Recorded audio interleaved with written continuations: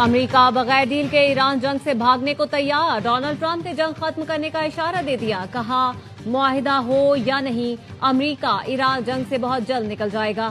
ایران کو جوہری ہتھیار حاصل کرنے سے روکنے کا ہدف حاصل کر لیا، جب لگے گا ایٹمی خطرہ ٹل گیا تو ہم بغیر کسی ڈیل کے چلے جائیں گے، جیسے ہی ایران سے نکلیں گے آبنائے ہرمز خود کھل جائے گی۔ ایران کے نئے حکمران میری عزت کرتے ہیں، تحائف بھیج رہے ہیں۔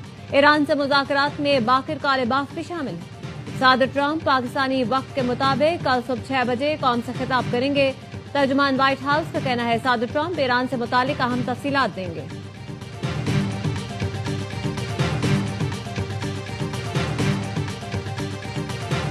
عباس اراغچی کی براہ راست امریکی پیغام موصول ہونے کی تصدیق۔ ایرانی وزیر خارجہ نے بتایا پہلے کی طرح وٹکاف سے براہ راست پیغامات موصول تھے۔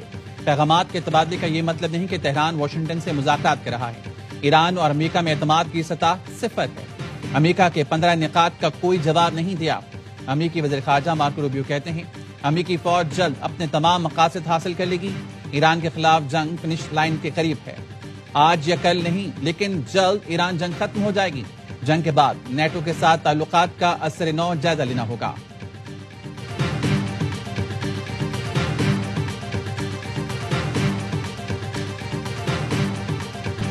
برطانیہ کو ایران جنگ میں گھسیٹنے کی اجازت نہیں دیں گے۔ برطانوی وزیر اعظم کا پھر دو ٹوک اعلان، کہا ایران جنگ ہمارے مستقبل کو متاثر کرے گی۔ خلیج میں بحری سلامتی یقینی بنانے کے لیے 35 ملکوں کو ایک پلیٹ فارم پر اکٹھا کر رہے ہیں۔ مقصد آبنائے ہرمز بحال کرنا اور محفوظ بنانا ہے۔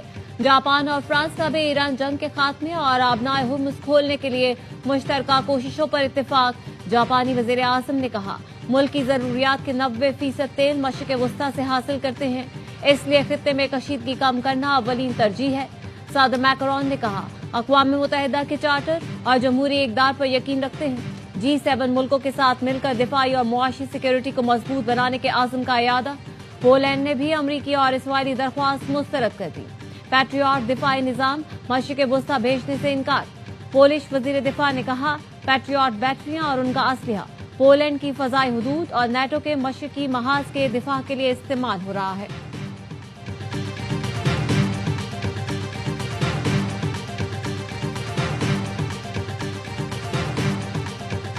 امریکی صدر نے نیٹو سے نکلنے کی دھمکی دے دی۔ برطانوی اخبار ٹیلی گراف کو انٹرویو میں کہا امریکہ کو نیٹو سے نکالنے پر سنجیدگی سے غور کر رہا ہوں۔ جانتا تھا نیٹو کاغذی شیر ہیں اور یہ بات پیوٹن بھی جانتے ہیں۔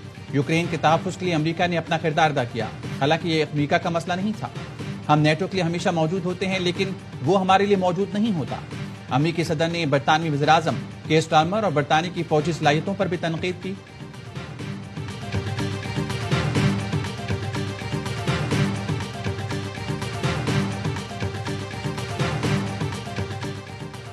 حملے نہ کرنے کی ضمانت دیں، جنگ ختم کرنے کو تیار ہیں۔ ایرانی صدر مسعود پیزشکیان کا اعلان۔ یورپی کونسل کے صدر سے فون پر گفتگو میں کہا صورتحال کو معمول پر لانے کا واحد حل یہ ہے کہ حملہ آور اپنی جارحانہ سرگرمیاں بند کریں۔ جنگ کے خاتمے کا فیصلہ ایرانی عوام کی سلامتی اور مفادات کی ضمانت پر ہونا چاہیے۔ اینٹونیو کوسٹا نے کہا کشیدگی کم کرنے کے لیے سفارتی کوششوں میں مدد کرنے کو تیار ہیں۔ خطے کے ملکوں پر حملے بند اور سفارتی راستے پر آگے بڑھا جائے۔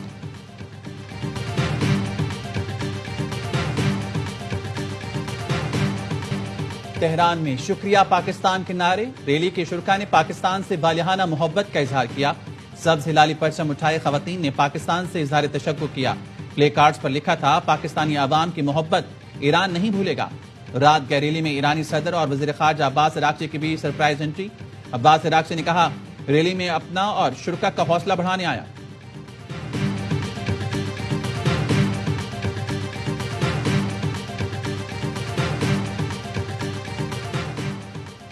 ایران جنگ کے خاتمے کا پاک چین 5 نکاتی منصوبہ۔ چین نے دیگر ملکوں کو بھی امن منصوبے میں شمولیت کی دعوت دے دی۔ ترجمان چینی وزارت خارجہ نے کہا 5 نکاتی امن منصوبہ سب کے لیے کھلا ہے۔ عالمی اداروں کو بھی خوش آمدید کہیں گے۔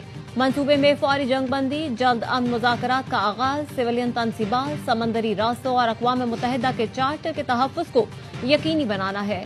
امن منصوبے کا اعلان بیجنگ میں پاک چین وزرائے خارجہ کی ملاقات کے بعد کیا گیا تھا۔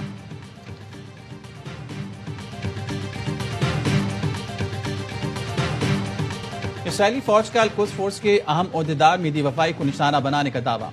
گزشتہ روز محلات پر حملے میں نشانہ بنایا گیا. تہران پر حملوں میں حکومتی انفراسٹرکچر کو نشانہ بنایا گیا. بوشہر میں موسمیاتی سہولت سینٹر پر حملے میں 2 افغان ورکر زخمی ہوئے. اصفہان میں مبارک اسٹیل انڈسٹریز کو نشانہ بنایا گیا. شارمیل اور بختیاری میں پین وائٹ اسٹیل کمپلیکس پر فضائی حملہ ہوا. ایران کے بھی اسرائیل پر حملے. وسطی اسرائیل میں 4 مقامات پر میزائل کے ٹکڑے گرے. تل ابیب میں امریکی سفارت خانے کے قریب بھی میزائل کا ملبہ گرا. ایران کے کلسٹر بم حملے میں 25 افراد زخمی. اسرائیلی وزارت صحت کا کہنا ہے 24 گھنٹوں میں 104 اسرائیلی زخمی ہوئے.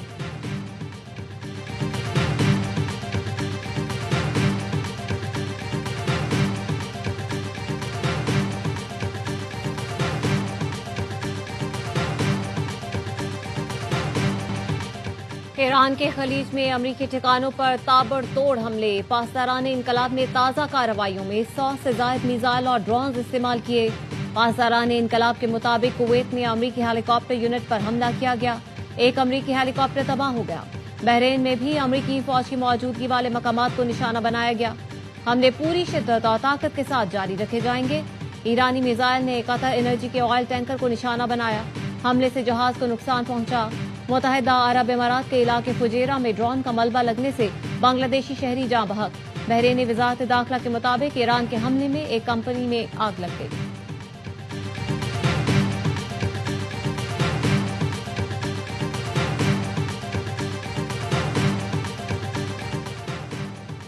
پاکستان اور افغانستان کے درمیان سفارتی بات چیت چین کے شہر ارومچی میں جاری. سفارتی ذرائع کا کہنا ہے پاکستان کی طرف سے وزارت خارجہ کے ایڈیشنل سیکرٹری مذاکرات کر رہے ہیں. پاکستان بات چیت کے لیے تیار ہے مگر دہشت گردی کے ٹھکانوں کو نشانہ بنانے کی پالیسی تبدیل نہیں ہوگی.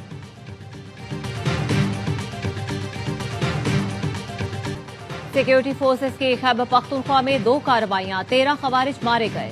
ضلع خیبر کے علاقے باڑہ میں انٹیلیجنس بیسڈ آپریشن کے دوران 10، بنو میں 3 خوارج ہلاک کیے گئے.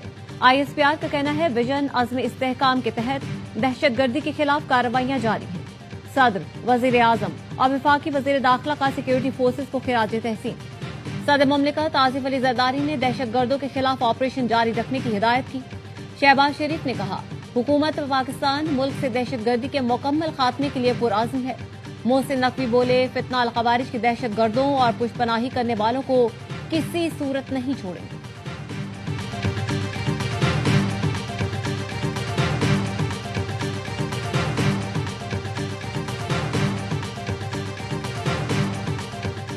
وزیر اعظم شہباز شریف کی زیر صدارت خطے کی کشیدہ صورتحال پر اجلاس. وزیر اعظم کا کہنا تھا تمام اداروں نے اشیاء ضروریہ کی طلب اور رسد کے لیے بروقت اقدامات کیے ہیں. کئی ملکوں کو اشیاء ضروریہ کی طلب اور رسد کا توازن رکھنے میں مشکلات ہیں. پاکستان اس مشکل صورتحال کو بڑی کامیابی اور مؤثر طریقے سے حل کر رہا ہے.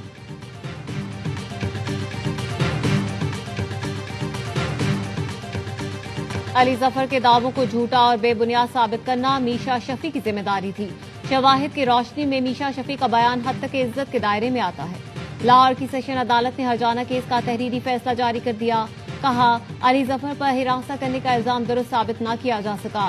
یہ بھی ثابت نہ ہو سکا کہ الزام عوامی فلاح کے لیے لگایا گیا. ان الزامات سے علی ظفر کی ساکھ کو نقصان پہنچا. عدالت میشا شفیع کو 50 لاکھ روپے ہرجانہ ادا کرنے کا حکم دیتی ہے. مستقبل میں میشا شفیع الزامات کو براہ راست یا بالواسطہ نہیں دہرائیں گے.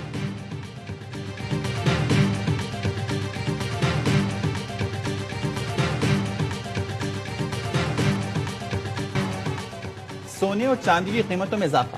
1 تولہ سونا 15,300 روپے اضافے سے 4,94,062 روپے کا ہو گیا. عالمی مارکیٹ میں فی اونس سونے کی قیمت $153 اضافے سے $4,713 ہوگی. فی تولہ چاندی 171 روپے اضافے سے 7,984 روپے کی ہوگی.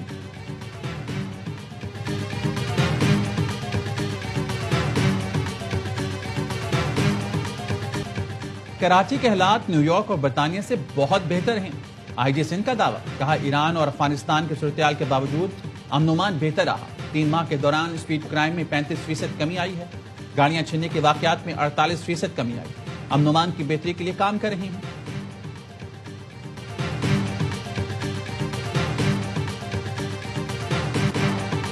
امریکی عدالت کے ٹرمپ انتظامیہ کے خلاف ایک دن میں 2 فیصلے. وائٹ ہاؤس میں $400 ملین کی لاگت سے بال روم کی تعمیر روکنے کا حکم. جج نے کہا صدر وائٹ ہاؤس کا نگراں ہوتا ہے، مالک نہیں۔ صدر ٹرمپ نے ٹروتھ سوشل پر لکھا، بال روم کیس میں جج نے کہا ہمیں کانگریس سے منظوری لینا ہوگی۔ وہ غلط ہے، وائٹ ہاؤس میں تعمیرات کے لیے کبھی بھی کانگریس کی منظوری نہیں لی گئی۔ بال روم نجی احتیاط سے تعمیر کیا جا رہا ہے، ٹیکس کے پیسے سے نہیں۔ امریکی عدالت نے نیشنل پبلک ریڈیو کی فنڈنگ روکنا بھی غیر قانونی قرار دے دیا۔